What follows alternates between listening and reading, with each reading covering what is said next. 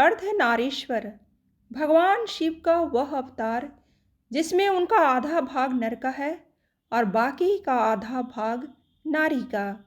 इस स्वरूप को भगवान शिव ने अपनी इच्छा से धारण किया था ताकि वह संसार को बता सकें कि सृष्टि के संचालन के लिए नर और नारी दोनों ही महत्वपूर्ण हैं। आस्था के दीप में आज हम भगवान शिव के अर्धनारीश्वर अवतार की कथा सुनेंगे। इस अर्धनारीश्वर अवतार के पीछे एक पौराणिक कथा है। एक बार भृंगी नाम के एक ऋषि थे जो भगवान शिव के बहुत बड़े भक्त थे। उनकी भक्ति और भगवान के ऊपर श्रद्धा इस कदर बढ़ चुकी थी कि वे शिव के सिवा किसी और को नहीं पूजते थे। माता पार्वती को भी शिव जी से अलग समझते हुए उन्होंने कभी माँ को पूजा नहीं। एक बार भोले बाबा के ये अन्य भक्त कैलाश पर्वत पर अपने आराध्य के दर्शन करने गए। वहां पहुंचकर उन्होंने एक बहुत सी अजीब हरकत की। वे भगवान शंकर की परिक्रमा करना चाहते थे लेकिन माता पार्वती की नहीं।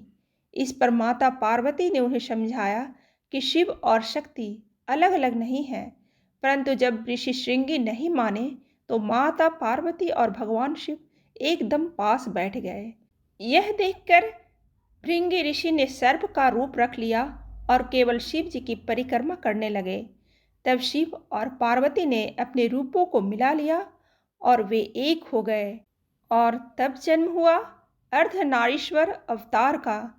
हद तो तब हो गई जब इस पर भी ऋषि को समझ नहीं आया और वे चूहे का रूप रखकर दोनों को बीच से कुतर कुतर कर अलग करने लगे। इस पर दोनों को क्रोध आ गया और देवी पार्वती ने ऋषि से कहा कि हर मनुष्य के भीतर प्रकृति का भाग भी होता है जो नारी शक्ति का प्रतीक है। प्रत्येक मनुष्य का शरीर उसकी माता और पिता की देन है। जहाँ व्यक्ति हड्डी और मांसपेशियों को पिता से प्राप्त करता है, वहीं रक्त और मांस उसे माता से मिलता है। मैं तुम्हें श्राप देती हूँ कि तुम्हारे शरीर में माँ से मिला हुआ भाग अलग हो जाए। श्राप मिलते ही भृंगी ऋषि असहाय होकर गिर पड़े। जब उन्हें एहसास हुआ कि वे अपनी खड़े होने की शक्ति भी खो चुके हैं, तब उन्होंने देवी पार्वती से इस अपराध के लिए क्षमा याचना की। अब क्योंकि माता अपनी संतान का दुख नहीं देख सकती है, इसलिए पार्वती जी का हृदय भी यह दृश्य और भृंगी की हालत देखकर व्यथित हो उठा। माता ने जब श्राप वापस लेना चाहा तो ऋषि भृंगी ने स्वयं ही मना कर दिया, क्योंकि अब वो अपराध बोध से ग्रस्त हो चुके थे। ऋषि को चलने में असमर्थ जान शिव पार्वती ने उन्हें तीसरा पैर प्रदान कर दिया। इस तरह हुआ था अर्धनारीश्वर रूप का प्रकट्य होना, ताकि संसार को नर और नारी का महत्व समझाया जा सके।